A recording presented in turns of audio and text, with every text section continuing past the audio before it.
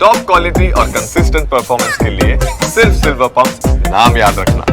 સમાચારમાં આગળ જોઈએ, માંગ માટે મક્કમ દુકાનદાર, હક માટે લાભાર્થી લાચાર.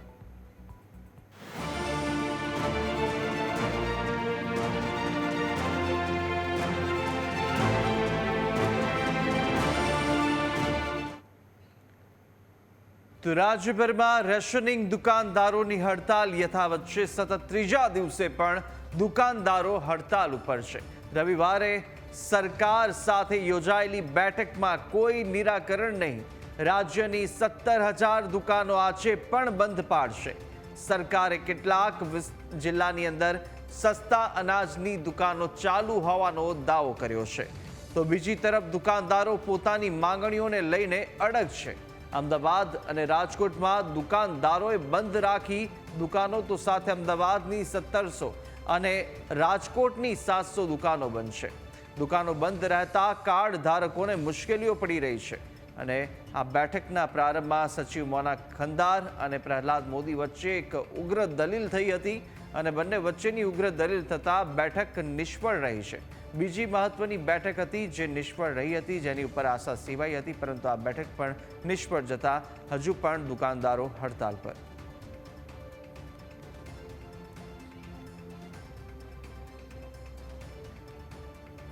બિલકુલ, તો હાલ કયા કયા વિસ્તારોમાં કેવો માહોલ છે તે પણ જાણીશું. રાજકોટથી સંવાદદાતા ઋષિ, તો સુરતથી સંવાદદાતા અમિત અને અમદાવાદથી સંવાદદાતા આશુતોષ જોડાયા છે. સૌ પહેલા ઋષિ, આપની પાસે આવીશ. રાજકોટની અંદર અનાજ કરિયાણાની દુકાનો બંધ છે અને સાથે સાથે લોકોને કેવી હાલાકી પડી રહી છે, ત્યાંનું એસોસિએશન શું કહી રહ્યું છે?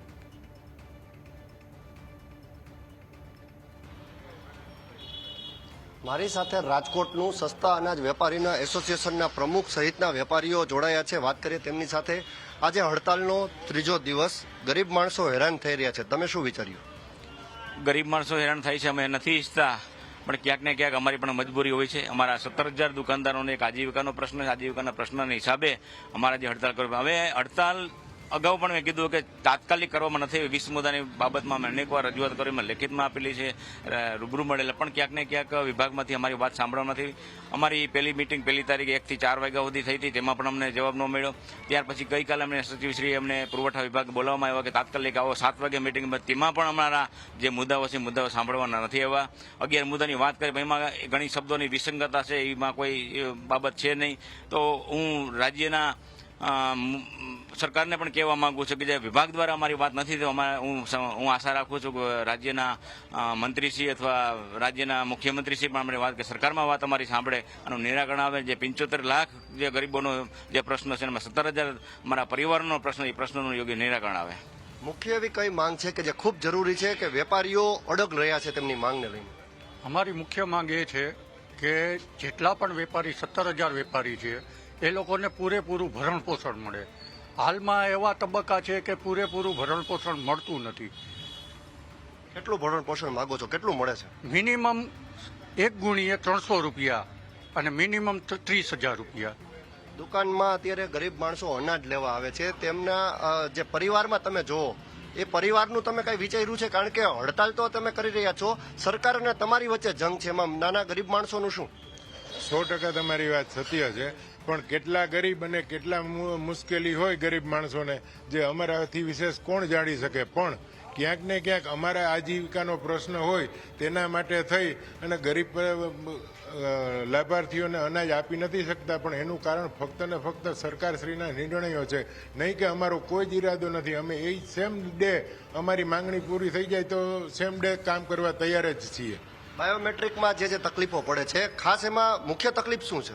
મુખ્ય તકલીફ અમારી એ છે કે અમારે લોગિંગ કરવા ત્યારે અમારે પોતાનો ફિંગર મૂકવો પડે છે, તો ભેગો એક સહાયક ઉમેરવામાં આવે અને 2 અંગૂઠા જે ગ્રાહકના લેવાના થાય છે, એક સિંગલ અંગૂઠો કરી નાખે તો વિતરણ વ્યવસ્થા પણ વ્યવસ્થિત થઈ જાય. અમુક ઘરડા મોટી ઉંમરના હોય તો એના ફિંગર પણ નથી આવતા હોતા, તો ત્યારે અમારે બહુ વાર લાગે છે અને સર્વર ખૂબ ધીમું ચાલતું હોવાથી વિતરણમાં પણ બહુ વાર લાગે છે. તો એનો પણ વ્યવસ્થિત ઉકેલ લાવી શકે તો શાંતિથી અમે વિતરણ પણ કરી શકીએ અને અમને તકલીફ ઓછી પડે. રાજકોટ જિલ્લાના જામકંડોળામાં થોડી દુકાનો શરૂ થઈ છે તેવા અહેવાલ છે. કલેક્ટર ઓફિસની એક યાદી પણ આવી છે. રાજકોટમાં એવું ન થઈ શકે સિટીમાં કે અડધી દુકાનો ખુલ્લી રહી અડધી બંધ રહી. ગરીબોનું શું? ના, એવું કોઈ રાજકોટની બધી દુકાનો અત્યારે બંધ જ છે, ક્યાંય ચાલુ નથી. અને જામકંડોળાની જે પ્રશ્ન છે એ પણ અમારી સાથે જ છે. અહીંયા પણ કાંઈ એવું છે નહીં, પણ આ તો અવારનવાર વેપારીઓને ભ્રમવાની વાત છે કે ગમે એમ કરીને વેપારીઓ આમાં જાસામાં આવી જાય ને ખોલી નાખે એવી વાત છે. હાલ અત્યારે વેપારીઓ તેની માંગને લઈને અડગ છે. ત્યારે રાજકોટ શહેર અને જિલ્લાની કુલ 700 જેટલી દુકાનો છે તે સજ્જડ બંધ છે. કલેક્ટર કચેરીની આજે જ એક યાદી આવી કે જેમાં એક જામકંડોળાનો ઉલ્લેખ થયો છે કે તે ગામમાં સસ્તા અનાજની દુકાન ખુલ્લી છે.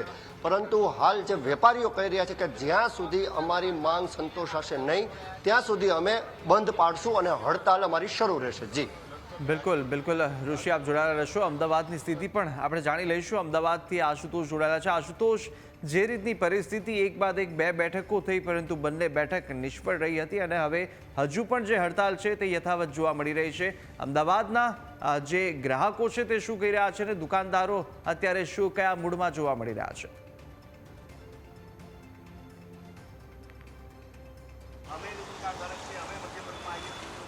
જી, વાત કરવામાં આવે તો ગતરોજ પણ જે બેઠક યોજાઈ હતી તે સદંતર નિષ્ફળ રહી હતી અને આંદોલન જે છે તે ચાલુ રાખવાનો નિર્ણય જે છે લેવામાં આવ્યો હતો. એટલે આજે પણ અમદાવાદ શહેરની 862 જે દુકાનો જે છે તેમાં તાળા જોવા મળી રહ્યા છે. વાત કરવામાં આવે તો હાલમાં અમે ઉપસ્થિત છીએ અમદાવાદના ખોખરા વિસ્તારમાં. ત્યાં પણ સસ્તા અનાજની જે દુકાનો છે તેમાં શટર પડેલા છે, કારણ કે સરકાર દ્વારા જે માંગો મૂકવામાં આવી હતી સમક્ષ તે જે છે તે ગ્રાહ્ય રાખવામાં નથી આવી. ગતરોજ પણ જે બેઠક યોજાઈ હતી તેમાં ક્યાંક ને ક્યાંક 11 મુદ્દાઓ ઉપર સહમતિ સધાઈ છે, પરંતુ અન્ય જે મુદ્દાઓ છે તેના ઉપર સહમતિ નથી સધાઈ અને ઉગ્ર બોલાચાલી થતાં ક્યાંક ને ક્યાંક બેઠક જે છે તે ફક્ત 5 મિનિટની અંદર જ સમેટી લેવાઈ હતી. આપણી સાથે જે દુકાનદાર છે હર્ષદભાઈ, તેમની સાથે વાત કરશું. હર્ષદભાઈ, મુખ્ય માંગણીઓ હતી અને 11 તો સ્વીકારાઈ છે, પરંતુ લોકોને તકલીફ પડી રહી. જે રાજ્ય સરકારના પુરવઠા વિભાગ જે 11 માંગણીની વાત કરે છે એ માંગણીઓ એ સ્વીકારે છે એવું કહી રહ્યા છે, પરંતુ લેખિતમાં આપવા તૈયાર નથી. જો લેખિતમાં આપી ના શકતા હોય તો અમે કેવી રીતે માનીએ કે ભૂતકાળમાં પણ રાજ્યના પુરવઠા વિભાગ સાથે એસોસિએશનને અનેકવાર બેઠક થઈ હતી અને દરેક વખતે મૌખિક આપણે સહમતિ આપવામાં આવી હતી, મંજૂરી આપવામાં આવી હતી કે ભાઈ તમારી માંગણીઓ સ્વીકારી છે અને આગામી સમયમાં એનો અમલમાં મુકાશે અને કમિશન જેવી બાબત નીતિ વિષયક હોય નાણાં વિભાગ અને મુખ્યમંત્રી કક્ષાએ એનો નિર્ણય લેવાશે. પરંતુ આજ સુધી માત્ર ને માત્ર પુરવઠા વિભાગ 17,000 રેશન દુકાનદારોને લોલીપોપ જ આપ્યું છે અને જેમ પેલા કહી શકાય ને મજૂરો હોય એ મજૂરી રીતે કામ કરાયું છે. રાજ્ય સરકાર ને ભારત સરકાર આપણે પોતાની સિદ્ધિ ગણાવે છે કે આ ગરીબ કલ્યાણ યોજનાની વિશ્વમાં, પરંતુ એ ગરીબ કલ્યાણ યોજનાને સફળ કરવા માટે રેશન દુકાનદારોએ પૂર, પછી વાવાઝોડું, ધરતીકંપ અને કોરોના જેવી કપરી સ્થિતિમાં પણ આપણે આ રેશન કાર્ડ ધારકોને અનાજનું વિતરણ કરી અને આપણે રાજ્ય સરકારને મોટી સિદ્ધિ અપાવી છે. અમારી 20 પડતર માંગણીઓ છે એ પડતર માંગણીઓમાં કમિશનની બાબત છે કે જે અત્યારે રાજ્ય સરકારના પટાવાળાને પણ જો આપણે લઘુત્તમ પગાર 50,000 મળતો હોય તો અહીંયા તો 20,000 પગારમાં રેશન દુકાન ચાલે કેવી રીતે? રેશન દુકાનમાં એક ઓપરેટર હોય, ટોલાટ હોય, પછી એનું લાઇટ બિલ, વીજળી બિલ, ટેક્સ બિલ, વ્યવસાય વેરો, ચોપડાઓનો ખર્ચો, આ બધો ખર્ચો કોણ આપશે? રાજ્ય સરકારના પુરવઠા અગ્ર સચિવ આપણે એમ કહે છે કે રેશન દુકાનદારો ચોર છે, ખોટા છે, કાળા બજારે છે, 2 નંબરના છે. તો તમારા જ વિભાગના અધિકારીઓ આ રેશન કાર્ડ કાઢે છે, રેશન દુકાનદારો કાઢવા નથી આવતા. રેશન દુકાનદારો અને પુરવઠા વિભાગ સમજી લે કે રેશન દુકાનના 17,000ના પરિવારમાંથી હજારોની પણ લાખો પરિવાર નફા હોય છે અને આ 1961થી ગુજરાતની સ્થાપના સમયથી રાજ્યના રેશન દુકાનદારો રાજ્ય સરકારની તમામ યોજનાઓને સફળ કરી છે. એ અમારી મહેનતના કારણે સફળ કરી. પુરવઠા વિભાગના અધિકારીઓ 5-5 લાખ પગારની જો એસી ઓફિસમાં બેસીને આવા મનગઢંત નિર્ણયો લેતા હોય તો એમને સમજી લેવાની જરૂર છે કે પુરવઠા વિભાગના રેશન કાર્ડના જો પરિવારના લોકો અને મહિલા બાળકો સહ જો રસ્તા ઉપર આવશે તો તમારી શું હાલત થશે? કેટલા કમિશન મળતું હોય છે અને કેટલું તમને માંગ છે? હવે અત્યારે જે 20,000 કમિશન છે ને એ વિસંગતતા સાથે આપી રહ્યું છે, ટુકડે આપવામાં આવે છે અને છેલ્લા 6 મહિનાથી આ સ્થિતિ એટલી ખરાબ છે કે કમિશન પૂરતું આપતા નથી. અમારી માંગણી છે કે જો રાજ્ય સરકારના કર્મચારીઓને 1 થી 5માં પગાર થઈ જતો હોય તો અમારા દુકાનદારોને 15, 20 તારીખ સુધી શા માટે રાહ જોવી પડે છે? અને બીજું કે જે તોલવાની વાત આવે છે ત્યારે ગોડાઉનથી જ્યારે પણ જથ્થો આવે છે તે જથ્થો 50 કિલોની બોરીમાં ક્યારે 50 કિલો હોતો નથી, 44-45 કિલો હોય છે. આ અંગેની ફરિયાદ કરે છે તો તમે કે ગોડાઉનમાં તોલીને લો, તમારી દુકાનમાં તોલીને લો. લો, હવે રાતના 8-9 વાગે દુકાનમાં પેલો આવ્યો હોય જથ્થો ઉતારવા માટે અને 50-100 બોરીઓ કેવી રીતે તોલી શકાય? રાજ્ય સરકારના પુરવઠા વિભાગના એક બીજો ફતવો આવ્યો 15મી ઓક્ટોબરે કે રેશન દુકાનોમાં 10 વ્યક્તિઓમાંથી 8 વ્યક્તિ એ હાજર રહે, પોતાની બાયોમેટ્રિક આપે અને ત્યારબાદ જ જથ્થો ઉતરશે. આવી વાહિયાત જે ગેરબંધારણની વાત કરી છે એનો સામે વિરોધ છે. હવે આજના જમાનામાં રાતના 8-9-10 વાગે જ્યારે માલ આવતો હોય તો કયો કાર્ડધારક અથવા કયો તકેદારી સમિતિનો સભ્ય કે કોર્પોરેટર, શિક્ષક, સામાજિક અગ્રણી કે પછી પ્રતિષ્ઠિત વ્યક્તિ એ પોતે અંગૂઠો મૂકવા આવશે? જો સરકારને આટલો બધો અવિશ્વાસ રેશન દુકાનદારો ઉપર હોય તો એમના પુરવઠા વિભાગના અધિકારી, મામલતદાર કે પછી કોઈ પણ કર્મચારીને જ્યારે પણ કોઈ પણ શહેરના ગોડાઉનમાંથી જથ્થો નીકળે ત્યારે એ ગાડી જોડે બેસાડે અને જે તે દુકાનમાં આવે ત્યારે એ પોતે અંગૂઠો મૂકે, ત્યારબાદ જ એમાં જથ્થો ત્યાં ઉતરે. એવી વ્યવસ્થા શા માટે રાજ્ય સરકાર નથી ગોઠવતી? બધું રેશન દુકાનદારો પર શા માટે ઢોળવામાં આવે છે? 2-5 લાખના પગાર લેતા પુરવઠા વિભાગના એ ઉચ્ચ અધિકારીઓને કહેવા માંગુ છું, જેમ તમે ઘર ચલાવો છો ને એમ અમે પણ ઘર ચલાવીએ છીએ. અમારા બાળકો છે ને પરિવારો છે. લગભગ 60 વર્ષથી જે આ યોજના અમે સફળ બનાવી છે ને એનું પરિશ્રમ અમારું છે. તમારે તો માત્ર એસી ઓફિસમાં બેસીને નિર્ણય લેવાના છે, નહીં કે આપણે વાસ્તવિક સ્થિતિનું આપણે મૂલ્યાંકન કરવાનું છે. એટલે વિનંતી કરીએ છીએ રાજ્યના મુખ્યમંત્રીને કે જેઓ મૃદુ અને મક્કમ છે એ જરૂર આવા ગંભીરતાથી વિષય આપણા હાથમાં લેશે અને રાજ્ય સરકાર રેશન દુકાનદારોના હિતમાં યોગ્ય નિર્ણય લેશે. બીજા દુકાનદાર તમે ચલાવો છો, શું તકલીફો પડે છે અને તમારી આંદોલનના કારણે લોકોને તકલીફ પડી? તકલીફ તો એટલી બધી છે કે તમે પૂછો જ નહીં સાહેબ. અમે દુકાનદારો સવારમાં અમે 9 વાગે આવી જઈએ, એ પહેલાં તો સમજો કે કાર હોલ્ડરો હોય એ તો આવી જ જવાના છે, લાઈન લગાવીને ઊભા હોય. લાઈન લગાવીને ઊભા હોય જ્યારે અમે અમારી દુકાન ખોલીએ તો પહેલી વસ્તુ તો અમે અમારું કોમ્પ્યુટર ચાલુ કરીએ, એમાં સર્વર જ ડાઉન હોય. ઘણીવાર સર્વર ડાઉન હોય એટલે એ તો કાર્ડ ધારક તો સમજવાના નથી કે તમે મોડા આવ્યા છો એટલે અમને આ તમને વસ્તુ કઈ રીતે આપીશું, કઈ રીતે અમે આપશું. પણ આની અંદર જે કાર્ડ ધારકો છે એ સમજતા નથી. બીજું વસ્તુ એવું બને છે કે કાર્ડ ધારકોના ઘણીવાર કેવું હોય કે પોતાના ઘરના ના હોય, જેનો કાર્ડ હોય ને એ અંગૂઠો પણ ના આપી શકે, તો અમે એમને કેવી રીતે આપીએ? આનું કારણ એક મોટું છે કે ભાઈ સર્વર ડાઉન હોય, સરકાર બરાબર ધ્યાન દોરતી નથી અને સુપર કોમ્પ્યુટરો આવી ગયા. અત્યારે તો એટલા બધા સુપર કોમ્પ્યુટર આવી ગયા છે કે સરકાર એની ઉપર ધારે ને એવું કરી શકે કે ભાઈ દુકાનદાર તો શું પણ રોડ ઉપર ચાલતો પણ એને અનાજ વિતરણ કરી શકે છે. આવી રીતે બીજું અમારા શીખર ખબર નથી પડતી કે આટલું બધું લોકોને પગાર વધારો ને મોંઘવારી વધે છે, આ વધે છે, ડીએ વધે છે, પણ અમને લોકોને વેતનમાં કેમ વધારો નથી કરતા? અમારે પણ બૈરા છોકરાઓ છે સાહેબ, એટલે અમારું એટલું જ કહેવું છે કે અમારા માટે કંઈક કરે સરકાર અને આના ઉપર ધ્યાન દોરે. કંઈક કરે સરકાર અને યોગ્ય નિર્ણય કરવામાં આવે તેવી માંગ જે છે તે દુકાનદારો કરી રહ્યા છે. પરંતુ આમાં ભોગવવાનું જે છે તે આખરે કાર્ડ ધારકોને જ આવે છે, જે દર મહિનાની 1લી તારીખે જે છે તે માલ લેવા જાય છે, પરંતુ આ પ્રકારની દુકાનો જે છે તે બંધ જોવા મળે છે. જી બિલકુલ આશુતોષ, આપ જોડાયેલા રહેશો. સુરતથી પણ આપણે માહિતી મેળવી લઈશું. અમિત જોડાયેલા છે. અમિત, સુરતમાં કેવો માહોલ છે? સુરતના અંદર કેટલી દુકાનો છે તે બંધ જોવા મળી રહી છે અને સાથે સાથે કેવો પ્રતિસાદ ત્યાં આગળના દુકાનધારકોનો સામે આવી રહ્યો છે?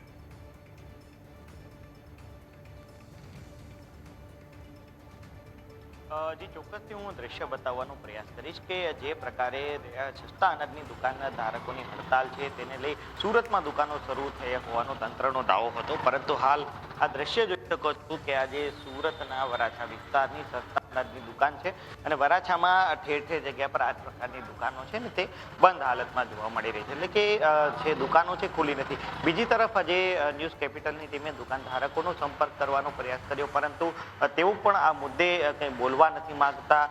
તેમના આગેવાનો છે તે કંઈ બોલશે તે પ્રકારની વાત છે તેમના દ્વારા છે કરવામાં આવી રહી છે. આ ઉપરાંત બીજી વાત કરવામાં આવે તો જે લોકોની વાત કરવામાં આવે કે જે લોકોમાં પણ એક પ્રકારે ભય છે તે જોવા મળી રહ્યો છે કે જે જો દુકાનદાર વિરુદ્ધ બોલશું કે દુકાનદારની હડતાલ બાબતે બોલશું તો તેમનું કાર્ડ છે બંધ કરી દેવા છે. અનેક લોકોના કાર્ડ છે તે દુકાનદાર દ્વારા રિપોર્ટ કરીને બંધ કર્યા હોવાની વાત પણ અહીં એક કરવામાં આવી રહી છે. દરેક વ્યક્તિ છે આપણી સાથે જોડાયેલા છે, તેમની સાથે વાત કરીશું. વડીલ, હડતાલ છે અનાજની અને કેટલી તકલીફ પડશે લોકોને, મધ્યમ વર્ગના લોકોને?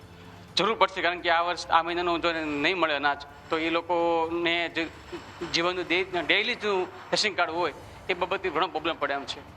સરકારે એમાં શું નિર્ણય લેવો જોઈએ? કારણ કે સુરત તેમજ ગુજરાતના મોટાભાગના શહેરોની દુકાન બંધ છે અને પહેલી બેઠક નિષ્ફળ થઈ છે. સરકારે કઈ રીતનો નિર્ણય કરવો જોઈએ અને દુકાનદારોએ કઈ રીતનું વલણ અપનાવવું જોઈએ?